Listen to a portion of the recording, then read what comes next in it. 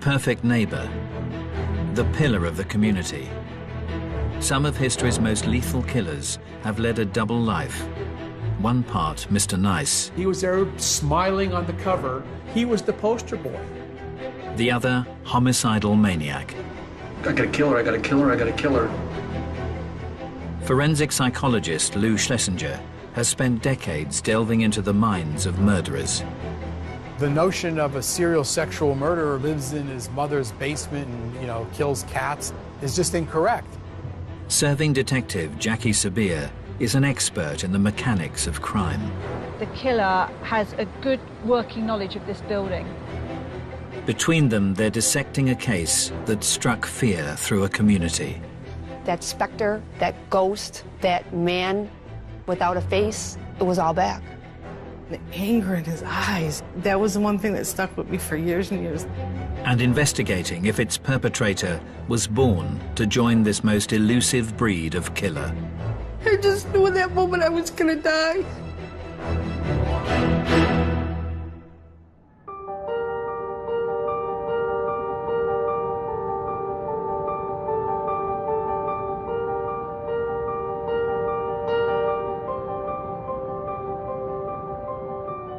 With over 20 years' experience in homicide, Detective Jackie Sabir has headed up some of Britain's most high-profile murder cases.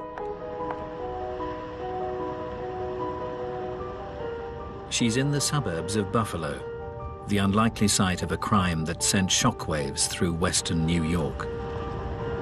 One of the really special and exceptional things about Buffalo is actually the stability of the community here.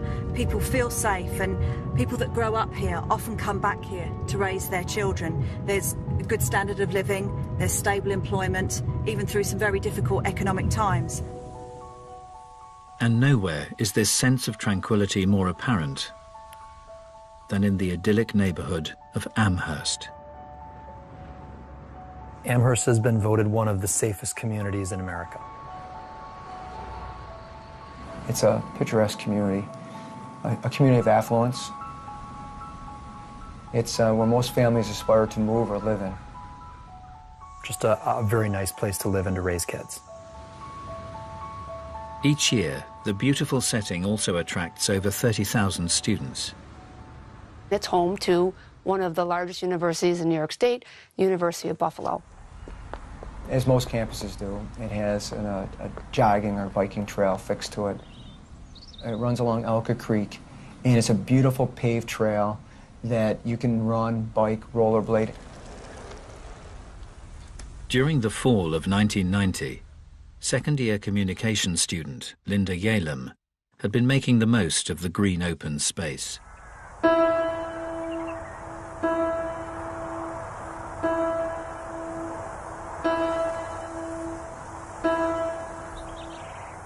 Linda Yalem originally came from California. She was a marathon runner. She was training for the New York City Marathon. She's near the end of her training. She's only 5 weeks away. On the 29th of September, the 22-year-old stuck to her fitness regime. Linda Yalem left her dorm room that morning about 9:30 or so. It was a nice sunny day. She had a Walkman. She popped in a cassette, and she went out to do what she did all the time, run. Her roommates were expecting her back in a fair amount of time, and she just never came back.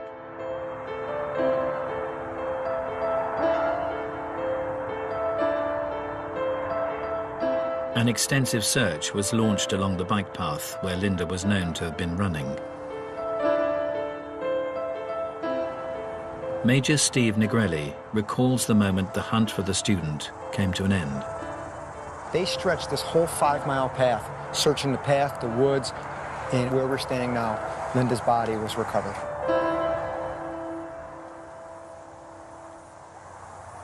She was shrouded with her sweatshirt covering her torso. Underneath the sweatshirt, her brassiere and t-shirt was lifted up, exposing her breast. Her pants were pulled down off of her one leg. Was there any signs of defensive injuries? She had numerous injuries upon her face, in her body, abrasions and bruises that indicated that she did try to fight her assailant. Despite her efforts, Linda's assailant cruelly controlled her. The assailant put duct tape over both her nose and her mouth. She was unable to gasp any air. In fact, she was sucking so hard that the duct tape was actually indented into her mouth. As the perpetrator raped his victim, he inflicted further torment through the use of a handled garrote. Why would someone use a garrote in this sort of case? What do you think he was doing with Linda? The garrote, by its very nature, where you can render someone unconscious just with a couple of twists, is a control mechanism. And what he did is he did a double loop. So if I could demonstrate, he just went over and back. And just by one hand, because now he had both broomsticks in his hand, he's able to tighten the garrote and bring his victims in and out of consciousness. They left signature garrote marks, ligature marks across her neck. You're very close to your victim. You're going to be looking in their eyes, aren't you? You're going to be able to see what you're doing to them, aren't you? That's correct. Forensic psychologist Lou Schlesinger has analyzed the minds of some of history's most twisted serial killers. For him, the torturous technique carried out on Linda Yalem raises huge concerns. When you use a ligature or manual strangulation to kill someone, that tells me it's personal, because it's an inefficient way to kill somebody. It takes a long time. They could fight their way out of it. So when you kill with strangulation, that is almost always a sexual element involved, because you're seeing the victim suffer. And strangulation has been the sordid choice for a class of killer who only get their kicks out of this sadistic MO. During the 1980s, Virginia's Southside Strangler, Timothy Spencer, created tourniquets from belongings found in his victims' homes. He had 2 socks wrapped around her neck and a 16-inch vacuum cleaner extension twisted in the ligature. Tampa Bay murderer Bobby Joe Long would bring his own ligature to the scene of the crime. Just left the ligature right on the victim. Why did he do it? Because for some reason that was arousing to him to see the victim lying there with the ligature just hanging off her. Right in here's where I killed her. This class of killer is perhaps topped by America's most prolific serial murderer. You think you put like five of them in there? Gary Ridgway was the archetypal guy next door, but in his hidden life, he strangled dozens of prostitutes. When I got through having a climax with her, I jumped on her. How much are you pulling on her neck? I'm pulling really hard on her neck. How? Just like this. What are you saying to her? Don't fight, and I'll let you go. No, Ridgway was never going to let him go. He got him in the strangulation hold, and he basically said to them, if you relax and just let me go through my little sexual thing, I'm going to let you go. And when she relaxed, he then strangled her and killed her. I'm feeling, I gotta kill her, I gotta kill her, I gotta kill her. They want to get close and touch the person as she's dying. This is what's stimulating for all of these individuals, like Gary Ridgway and Long, and so many of them who kill with that method.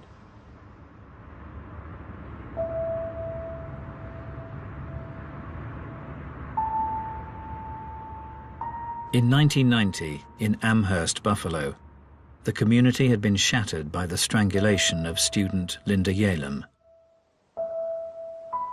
She was jogging in the middle of the day. She was attacked. No one saw her coming or going. No one saw the attacker coming or going. How does that happen? Detective Jackie Sabir is on the scene with Major Stephen Negrelli as he recalls the moment detectives received a break in the case. A woman called and said she saw a man behind a woman pulling her from behind, pulling across this exact bridge. The sighting suggested that the killer was acting with unabated confidence. This is a Saturday in the month of September. This path is teeming with people. He was brazen enough during daylight hours to grab a victim, drag her over the bridge, and rape her and leave her right here. But as the investigation gathered momentum, it became clear that the assailant's actions were far from random. So the detectives had witnesses that suggested that he'd been staking out the place days before. That's correct. And one such witness was a local factory worker who had spotted a work colleague in the vicinity just days before Linda's death. And his co-worker saw his fellow co-worker walking on that path. Thought it was unusual, went to talk to him, and his co-worker pretended like he didn't see him. Acted bizarre. Although the factory worker was brought in for questioning, no one suspected the murderer could be this pillar of the community. Altimio Sanchez. He coached the boys' baseball team. He played on, community baseball teams through his church. All of his neighbors said he's the greatest guy. He'll mow your lawn for you. He has the nicest looking lawn in the neighborhood. Invites him over to barbecues and things like that. Despite the model neighbor bearing a marked similarity to the perpetrator, close colleagues on his shift at the factory didn't take it too seriously. There was a father and son who worked at the plant as well, and when the composite sketch was out there, they used to joke with him and say, "Hey Al, this looks just like you." And he'd kind of chuckle.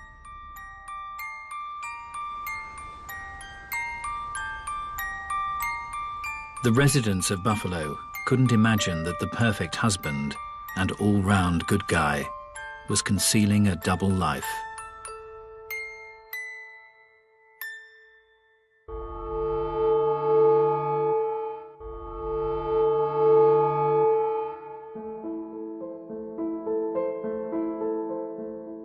Forensic psychologist Lou Schlesinger and serving detective Jackie Sabir are unraveling a case that rocked a suburb of Buffalo, New York. In 1990, Amherst student Linda Yalem was sadistically raped and strangled on a local bike path. For Jackie Sabir, the killer's movements reveal a meticulous operator. This is an incredibly open public space, so for him to have the confidence to have staked out this location, knowing that he wouldn't be disturbed, starts really raising the levels of anxiety of the detectives. This wasn't a spontaneous assault. This was premeditated. And it appeared the calculated killer may have struck before. His technique resembled an MO displayed in a series of sex attacks, perpetrated by a character dubbed the Bike Path Rapist.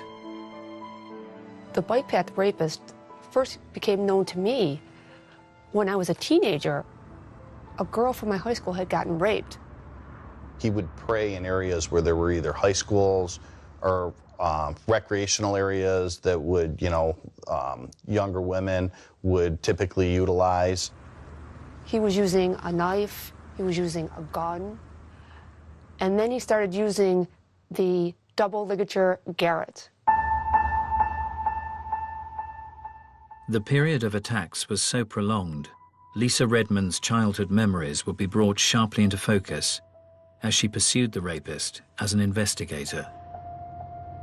Did he cause any other injuries to the victims? Was there any other violence other than the actual sexual offence? One of the rape victims managed to get her fingers underneath the garrote, and he was choking her so hard it actually bent her fingers, and years later she showed me her fingers were still bent. The sex attacker cast his net wide over Buffalo's green open spaces. So we've got rapes down in this location in the south, we've got rapes here, we've got the University of Buffalo where Linda was killed, yes. So we've got a homicide up here. We've got clusters of locations where offences happen. These you would not know unless you had knowledge of that area. He's tailoring his crime and his location to his victims.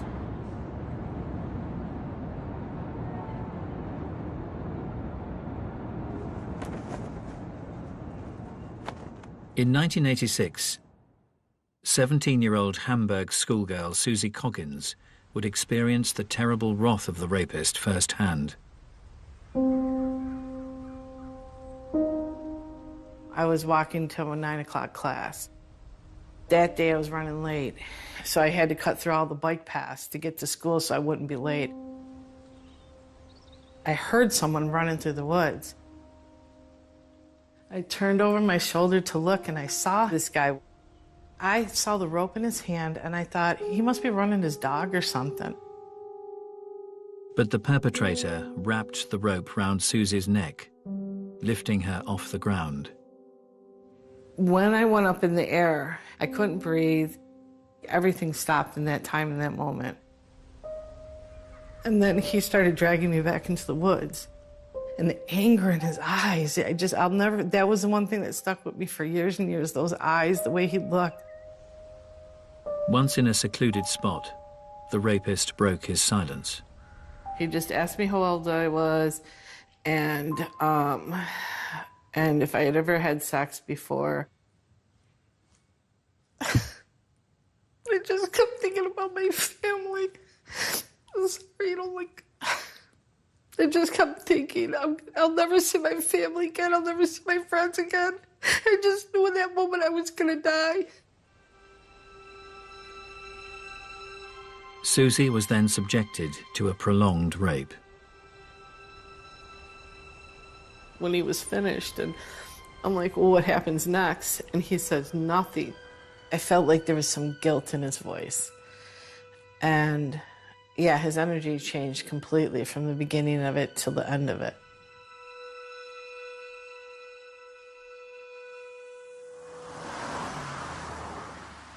As police desperately pursued the rapist, charismatic factory worker Altemio Sanchez was as popular as ever. He was a jock. So people at work loved having him on their softball team, running with him, golfing him. He was an outstanding golfer. He was a guy that guys wanted to hang out with. Despite his jovial demeanor, Altemio Sanchez's start to life had been far from happy. As a child, he struggled academically, but Sanchez would insist his biggest challenge was out of school, living with his alcoholic mother. She would frequently remind Al, you weren't wanted. She openly told him during his life, when she was pregnant with him, that she actually bought a kind of a concoction of drugs that would induce an abortion and use those drugs during her pregnancy. The unwanted child had been born into a turbulent home in 1958 in Puerto Rico. He was one of 4 children. There was family tension between mom and dad, and I believe dad left when he was very young. I think he was 2 years old when dad left. His mother discovered very early on that his father was having an affair and moved the family to New York City. However, life in the big city didn't offer a fresh start for the Sanchez family. He had spent a lot of time with his mother living with different men. He one time lived in the back of a car. She allowed various men into her life. He alleges that those men abused him physically and emotionally during that time period. Sanchez stated he also repeatedly saw his alcoholic mother being abused by her violent partner.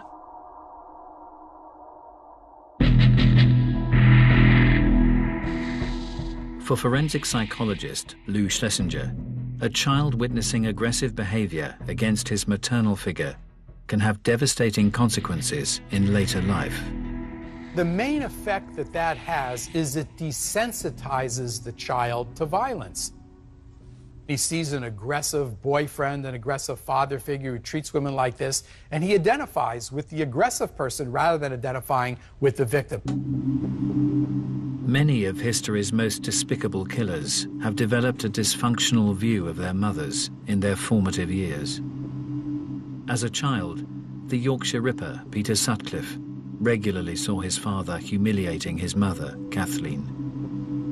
One time, John Sutcliffe spotted Kathleen talking to two men in a pub. That's all, talking. And he slapped her straight across the face. So here we have his father saying, this is what you do to be a man. And, Peter is very much saw women as either Madonnas or whores. You're basically using your parents as a role model. And if that's what your role model is doing, it stands to reason you're going to do very similar sorts of things.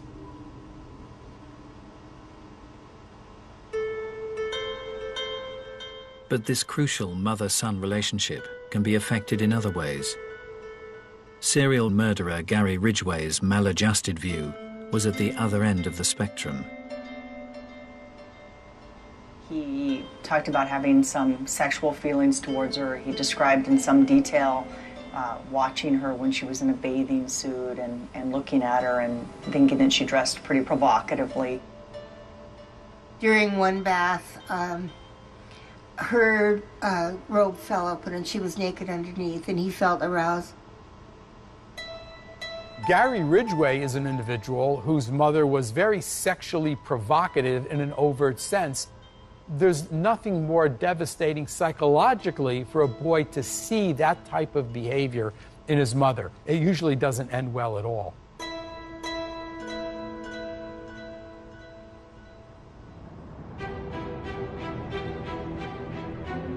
In 1990, in Buffalo, New York, police had connected the murder of student Linda Yalem to a string of brazen rapes committed along the area's bike paths and trails. What made this so bizarre is these were broad daylight attacks. But then, for the next 2 years, the brutal crimes ceased. Poof. He vanishes off the radar.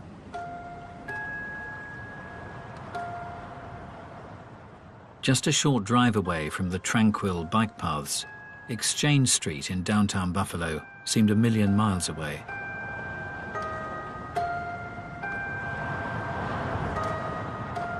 The red light district was worked by prostitute Majane Mazer.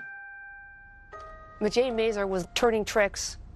Sometimes she would stand on corners. A lot of times she would give her number to people and they would call her. But on an October night, the vulnerable 32-year-old was picked up by the wrong man. A John called her. She went out to the curb, got in his car, took off. She was never seen again. Okay, so this is the actual building. Right up to the fence line is where Majane Mazer's body was found. Bless her. Detective Jackie Sabir is joining Lisa Redmond as she revisits an industrial wasteland that in 1992 was the site of a horrific murder. A man actually picking wildflowers found her in the brush. It was not clear like it is now. It was overgrown, and her body, not only was it camouflaged by the foliage, he actually put a piece of corrugated plastic over the top of her.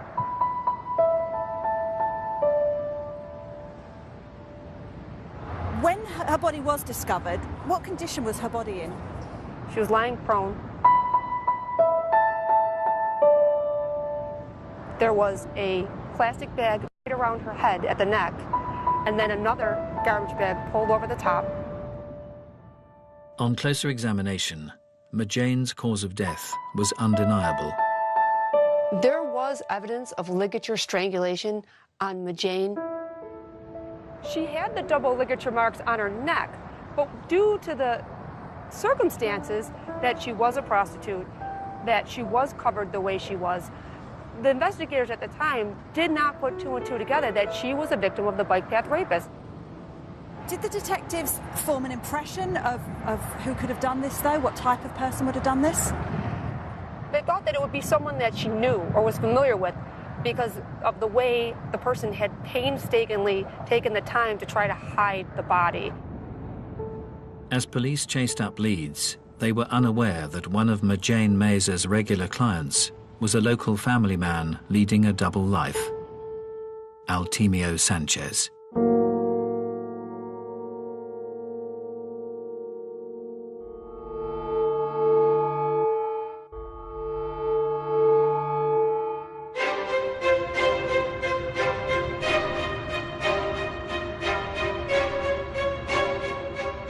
In 1996, in the green suburbs of Buffalo, New York, 6 years had passed since the murder of Linda Yalem. In the wake of her tragic death, the local community was determined the young student would never be forgotten. Because Linda was a runner, there was something created called the Linda Yalem Memorial Run. It's an annual event, and it's to raise awareness about women's safety issues. Before the race would start, there would be a moment of silence, and then a bagpipe would lead the runners down to the starting line. Amongst those taking part in September '96 was competitor 635, local man Altemio Sanchez.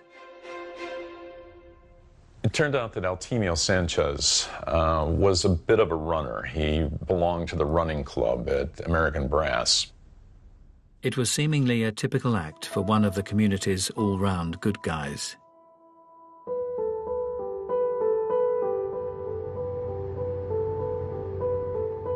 Detective Jackie Sabir has come to Cheektowaga, the neighborhood in which Altemio Sanchez set up home with his college sweetheart 10 years previously. Cheektowaga is an incredibly safe, quiet suburb, low crime, and it's great schools.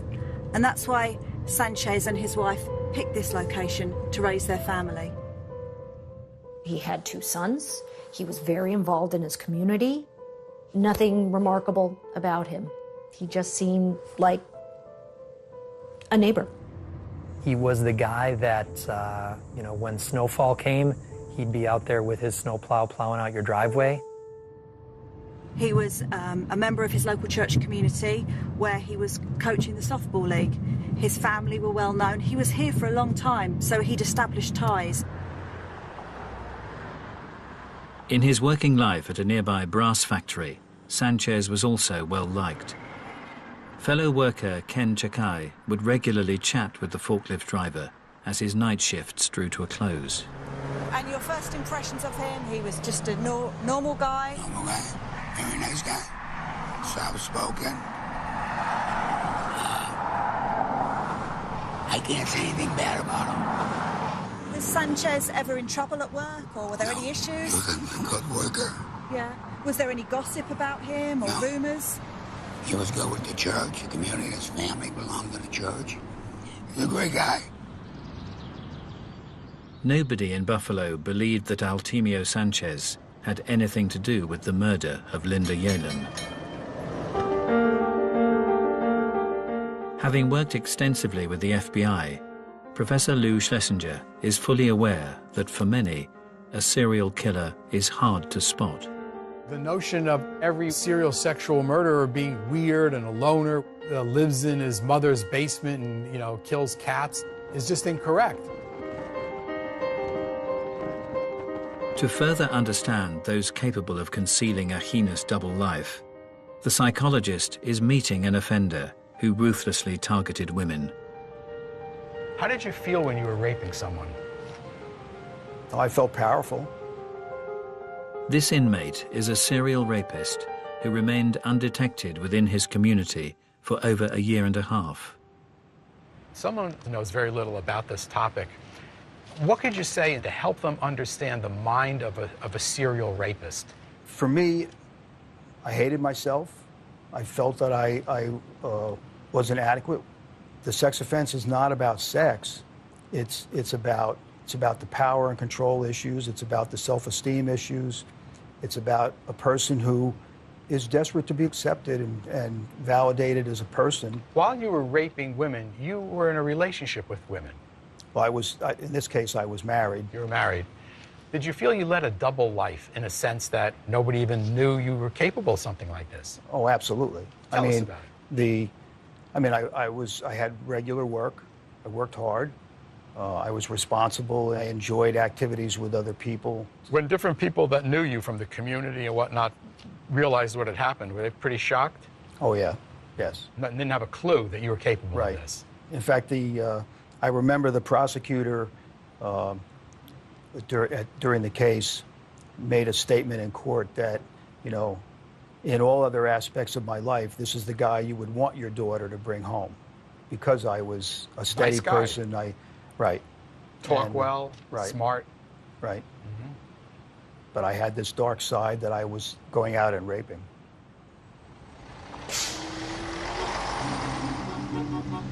In his work as a profiler, Professor Lou Schlesinger has also experienced this chameleon-like ability in a class of killer that remained invisible to all around them. There's a large group of serial sexual murderers who have families and are married and work and have friends and acquaintances. She got sick, got her a glass of water, comforted her a little bit, and then went ahead and tied her up, and then put the bag over her head and strangled her. Over a 30-year period in Kansas, Dennis Rader murdered 10 people. All the while, the respected scout camp leader hid an assortment of sordid behavior, frequently tying himself up within the local woods. He was very big into autoerotica. What he did was to leave the campsite where the Boy Scouts were, and then he attached a camera on a cord and would take photographs of his accomplishments. Most people believe they can detect deviancy and particularly danger in others when they really can't in some cases. In Riverside County during the 1990s, model citizen Bill Suff's murderous identity was even more impenetrable. He was supplying equipment to the police department, the same police department that was investigating him. A homicide victim was found one morning when two of the investigators were with Bill, and their pager went off, and Bill made the comment to them, "Oh, did you find another body?" If a person interacts with you and makes jokes and seems like a normal guy, why would you possibly suspect that he's capable of such extreme deviancy?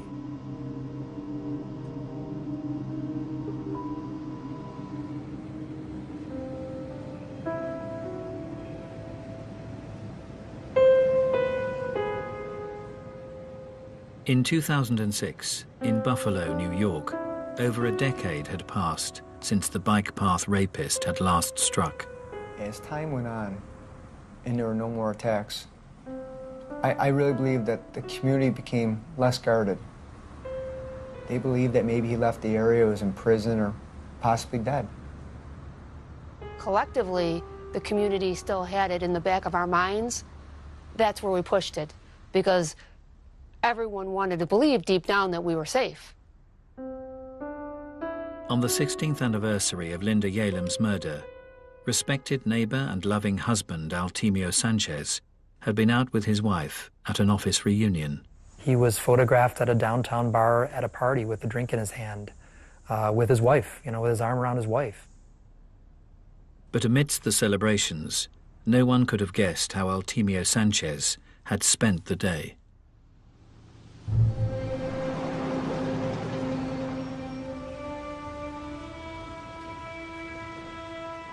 A few hours earlier, in nearby Clarence, it had been a typical Friday morning for mother Joan Diver and her young family. They sat at the kitchen table and they had breakfast together. They talked about, maybe we go to a movie tonight because it's Friday night. She had dropped her 5-year-old off at daycare and decided on a beautiful September day to go for a jog in Clarence. Joan parked her car in her usual spot before heading out along the bike path. But as the morning drew to a close, the 45-year-old didn't reappear from her run. At the normal time of pickup for daycare, Mom didn't show. Her son kind of stood at the window and looked out the window like, where's Mom? With no sign of Joan, an extensive search was mounted. Detective Jackie Sabir is joining Steve Negrelli as he retraces its final steps.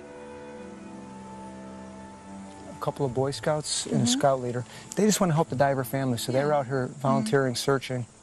One of them kind of bent down, peered in, and he could see underneath the shrubbery and overgrowth, he could see what appeared to be a human hand.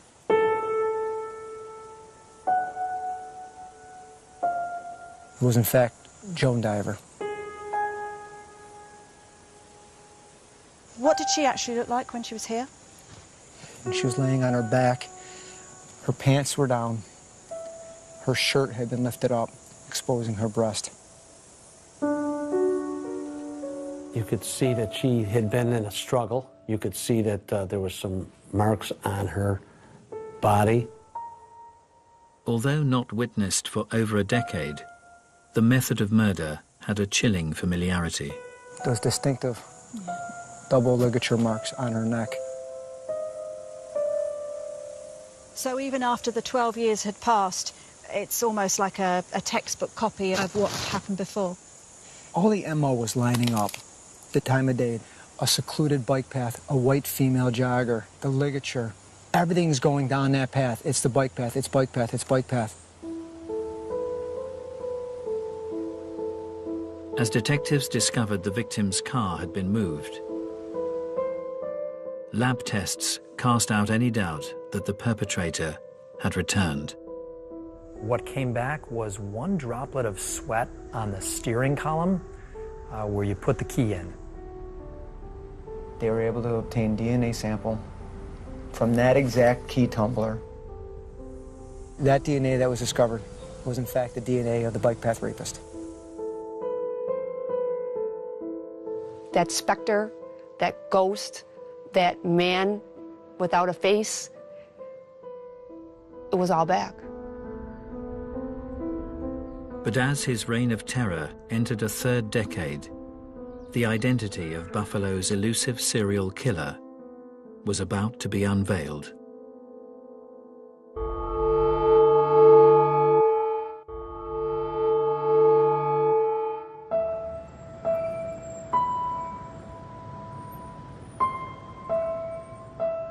In September 2006 in Buffalo, the murder of jogger Joan Diver had marked the return of the bike path rapist after more than a decade's absence.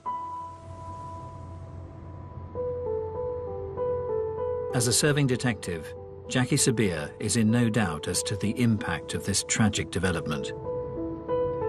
To come back after a 12-year break would have been an enormous shock to the team of investigators, because you have to relive and pull all of those files again and start practically from the beginning.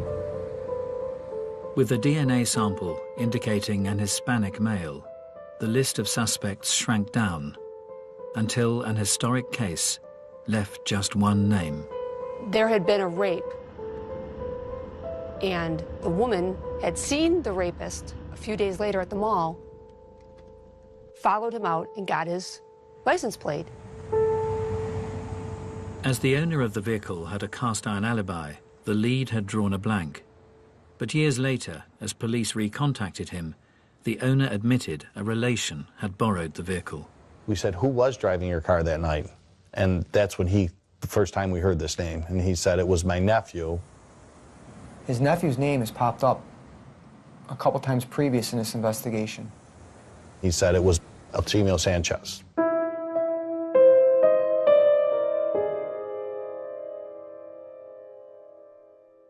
It was like getting hit in the face with a baseball bat, because after all these years, we finally had a name to this faceless monster that had been terrorizing the women of this community. With a direct DNA match, the church-going softball coach was questioned by Detective Lisa Redmond. At first, he didn't believe I was a police detective. It made me show him my badge. His attacks were about controlling women. He couldn't control her. She was in charge. It unnerved him. At one point, he said, "I think you're something else." And I noted that he said something, not someone. You referred to me as something. As news of the arrest spread, local residents struggled to comprehend the identity of the unmasked killer. Neighbors going on TV saying that we had the wrong guy, that we were wrong. Altimio Sanchez's wife, I really don't think that she had any idea what was going on. In the morning, he commits a murder. At night, he's with a work party with her. And while she's pregnant with one of their children, he's out raping, or he's patronizing prostitutes. I don't think she saw any of this madness, that dark side of him at all. The factory night shift workers' colleagues were left equally mystified. When the news came that the bike path rapist was arrested, the one gentleman I interviewed said, "That's great, he's off the streets, finally." And then they said, "You know, it's Al Sanchez." And he swore and said, "Why are you picking on Al? It couldn't be Al." But those who had experienced the dark side of Altimio Sanchez were in no doubt that police had got the right man. I remember running as fast as I could to the TV, and I'm like, oh my God, that's him. And I saw those eyes, and I just remember falling to my knees. I just started crying. It was finally over. It was finally over. Basically, what we had was a monster living amongst us that we never realized was there. In court, Altimio Sanchez would be sentenced for the murders of Linda Yalem, Majane Mazer, and Joan Diver. He's looking like he's a broken man. You know, his head's bowed, you know, his hands are clasped in front of him. Such a slap in the face to see him play that role, because he absolutely was not sorry for any of his victims. He was sorry he was caught. Whilst Altimio Sanchez presented himself as remorseful, other killers who deceived all around them have played out their final acts of freedom in different ways. Gary Ridgway quietly faced his victims. How do you plead to the charge of aggravated murder in the first degree, as charged in count 5? Guilty. Dennis Rader reveled in detailing his heinous crimes. I got on top of her and then strangled her with a belt at that time. But to fully appreciate these cold-blooded killers, Professor Lou Schlesinger believes you have to look to the past. If you want to understand an offender, don't go by how he appears in court. Take a look at what he did. What he did tells you what the offender is really like. And Altimio Sanchez's brutal history undoubtedly bears the hallmarks of this most dangerous class of killer. The guy next door who was simply invisible. Sanchez shares a characteristic of many serial sexual murderers. These offenders are in a class of their own, in as much as those who see them in their environment, they don't see somebody who's mentally ill, who's psychotic, yet they all have a dark side, and they're extremely dangerous and extremely violent, although the average person doesn't see it.